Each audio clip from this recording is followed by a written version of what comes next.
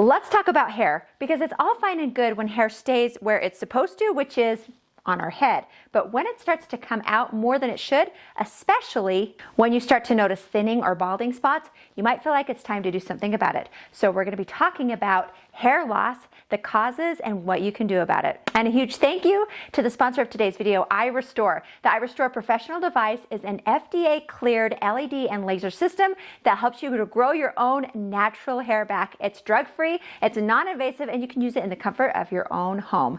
Now we're going to talk about the iRestore later in this video, but for those of you who don't know me, my name is Diana. I'm a physician assistant specialized in women's health and gynecology. And on this channel, we talk about pregnancy, women's health, and mommy stuff. So remember to subscribe, and now let's get into the video.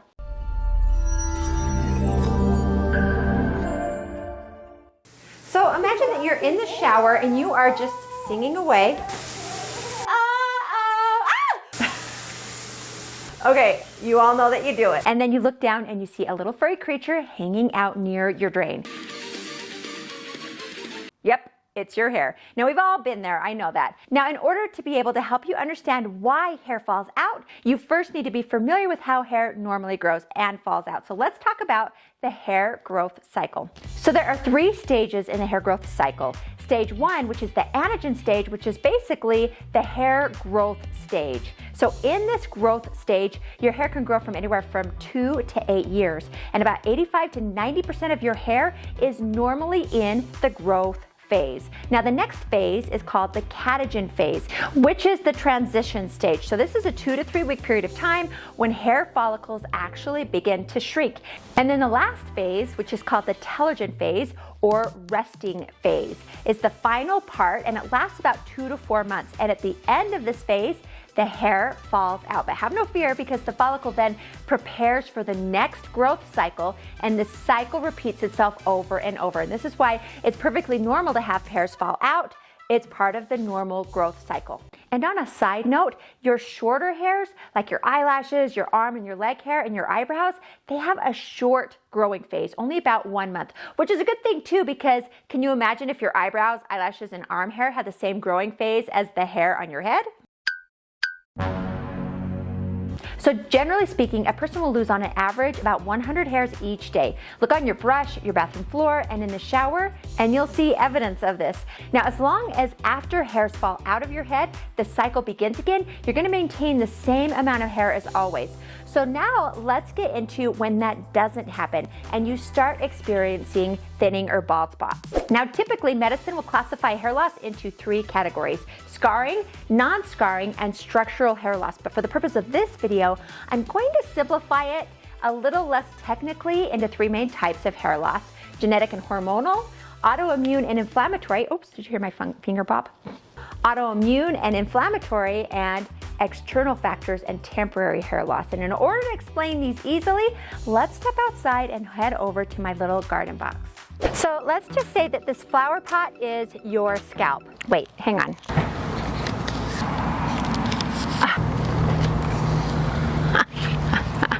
The soil is your scalp, and then the plant itself is like your hair. Now, when everything is as it should be, your garden grows beautifully and you have an abundance of whatever it is that you're growing. But for anyone who has ever tried to grow a garden yourself, you know that a lot can go wrong to make it not grow as well. And it's the same with your hair. There's a lot of different things that can affect the growth of your hair. So category number 1 is genetic and hormonal. Now, the type of seed that you choose to plant into your garden has a lot to do with how well they grow. So some are genetically engineered to be more hardy and have a longer growing season, and then some seeds are more delicate to external factors like sunlight and water. So if the seeds are predisposed to a short growing season, then that's what they're gonna do, unless we give them some extra attention. In the case of genetic hair loss, there is some extra attention or treatments that you can use that we will talk about later in this video. Now, hormones is like the garden's weather. So different weather conditions will either make the garden grow better or worse. And hormonal hair loss can be from pregnancy, menopause, or thyroid issues. Now, the most common type of hair loss for men and women happen to be a combination of both genetic and hormonal factors called androgenic alopecia, also known as male and female pattern baldness. Now, with men, it usually starts in the front hairline and gradually recedes and thins on the crown. But with women, hair thinning usually happens slowly across the entire scalp, but the hairline and the front typically stays the same. Now, the second category is autoimmune and inflammatory hair loss. Now, imagine that your garden has some high-tech protective guards that are supposed to keep bugs and other pests out of your garden. But then the guards get confused and instead they turn and start attacking the plants instead. This is kind of what autoimmune hair loss is like. Your immune system, like the guards, starts attacking your hair follicles, which cause your hairs to fall out in patches. And sometimes it can be so bad that it damages the scalp so much that the hair can never grow back. So here are a list of examples of inflammatory hair loss. Things like alopecia areata, lupus, and psoriasis. Now, inflammatory hair loss is like when the soil, which represents your scalp, gets sick.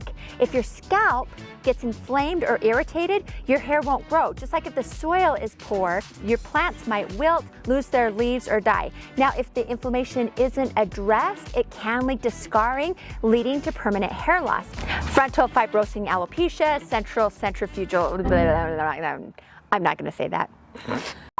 Now, the third group is external factors and temporary hair loss. So imagine if there's like a huge heat wave or a drought or I don't know, like a tornado hits your garden, or maybe when you're weeding, you accidentally pull out some of the plants with the weeds. Now, with this type of external factor, the plants might stop growing, but the garden isn't permanently damaged. This is like with things like stress or a bad diet, or even pulling your hair too tight when you're doing your hair can cause temporary hair loss. But once you take care of the garden again, by removing the storm, watering it properly, and being gentle, the plants or your hair can start to grow back. This may or may not surprise you, but over 50% of women and 70% of men will experience some degree of hair loss in their lifetime. The most common cause is the male and female pattern hair loss, which affects around 30 million women and 50 million men in the United States. So how do you know if you are experiencing hair loss? If it's progressed quite a bit, it's usually pretty obvious to the person experiencing it, but likely not as obvious to literally anybody else. But there are some signs that you can look for. So if you notice that over time your part starts to get wider, if you can see your scalp through your hair, if you notice that your ponytails are smaller, or you feel that your hair breaks off more easily. Another sign might be that you are noticing hair all over the place. Now, this was definitely the case with me after each of my pregnancies when I was experiencing postpartum hair loss. If your healthcare provider is examining your hair, they're going to do certain tests to your hair and scalp, such as hair pull tests, scalp examinations under a microscope, maybe blood tests to check for vitamin and mineral levels, hormone levels, or a scalp biopsy. And then they'll probably ask you about your hair care habits, family history, stress levels, medications, and diet. So let's now jump into treatments, which brings us to the sponsor of today's video, iRestore. This is the iRestore professional device, and you wear it on your head to promote hair growth. Now, it's FDA cleared and clinically proven to help anyone with male or female pattern hair loss, which is really cool considering it's non-invasive and really easy to use. So I mentioned earlier to you about the hair's 3 phases, right? The growth phase, the transitional phase, which is where your body stops sending blood to that hair follicle, and then the resting phase where the hair will fall out. But for some men and women, the growth phase is shortened, which results in balding or thinning hair. The iRestore professional device has 82 lasers and 200 LEDs. Now, LEDs provide gentle light energy to boost hair follicle activity and reduce inflammation, promoting hair growth. The lasers deliver focused light energy deeper into the scalp to more effectively stimulate hair follicles and enhance your hair growth. So in a nutshell, the iRestore professional device basically helps awaken dormant hair follicles and encourages them to re-enter the growth phase. And the result is more hair. So to use the iRestore, you just put it on top of your head and you turn it on. That's it. So it's really easy. It's just 25 minutes every other day. My husband uses it and he just keeps it by his bed, and every other day he slips it on at night when he is reading before he goes to sleep. He also uses their 4-step hair care system, which includes a shampoo, a conditioner, a hair serum, and a hair loss supplement. Now, iRestore can't guarantee hair growth for everyone, but they can guarantee that if you aren't satisfied, by 12 months, they will offer you a full refund. That being said, their studies showed that everyone in the study showed some hair growth. The average was about 43% hair growth. And I'm gonna put a link to the iRestore professional device in the video description, along with an exclusive in the peak code for $400 off. Check them out if this is something that could help you out. But for now, let's get back to the video. Treatments for hair loss will actually depend on what's causing it. With genetic hair loss, treatments include minoxidil, the brand name is Rogaine, which helps to stimulate hair growth and slow down hair loss. And it's available in 2% and 5% solutions, both of which are over the counter. But you have to pay attention and follow the directions, and also remember that when you stop the minoxidil, any hair growth that you gain while you're on it is going to fall out. There's also finasteride, and the brand name is Alopecia, and it's a prescription medication for men that helps to reduce further hair loss. And then there is the low-level laser therapy like iRestore, which is amazing because it stimulates hair follicles to waken up and grow hair again. It's non-invasive and it can be used alone or with other treatments. And then you have other options which include like microneedling, which can stimulate your hair growth, and then there's shampoos with ingredients like ketoconazole or caffeine to support the scalp environment. Now, with hormonal hair loss, depending on the type of hormonal changes, the hair loss may correct itself, as in the case of postpartum hair loss, or as you get your hormones adjusted, like in the case of thyroid issues, the hair loss improves. But in the case of hormonal changes like menopause, treatments can include things like minoxidil, which I mentioned earlier, and then also supplements like biotin, iron, and vitamin D. I'm also going to mention spironolactone in the hormone category of treatments because it blocks androgens, particularly in women, to treat hair loss.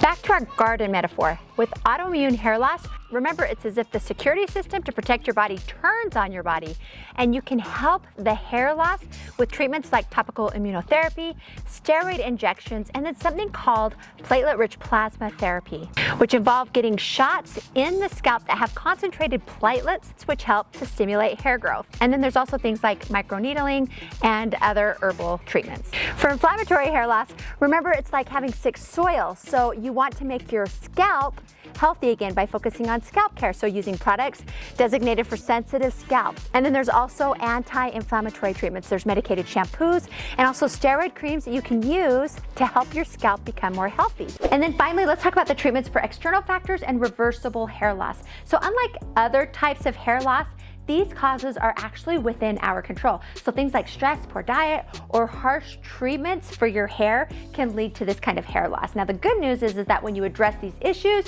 your hair loss often improves. While the next option doesn't address the cause or treatment of hair loss, I feel like it should be mentioned because I have really been surprised at people's results. But wigs and hair pieces are absolutely a way to address hair loss, and I must say that they can look amazing and also something to consider. Now, I really want you to know that the object of this video was to be supportive and educational, but not in any way to shame or to make anybody feel embarrassed because of their hair loss. Some people have beautifully and all-encompassingly embraced their hair loss as part of who they are, and I absolutely love that. So you don't have to look at hair loss as something that you have to do something about if you don't want to. You are beautiful just the way you are. But if you feel the desire to try to help with your hair loss, just remember that you do have options. Whether your hair loss is due to hormones, genetics, or other factors, you have strategies and treatments that can make a difference. Now you've got the knowledge and the tools. Now it's just about finding what works best for you. And hopefully what else works for you is to subscribe to Diana and the Pink. And again,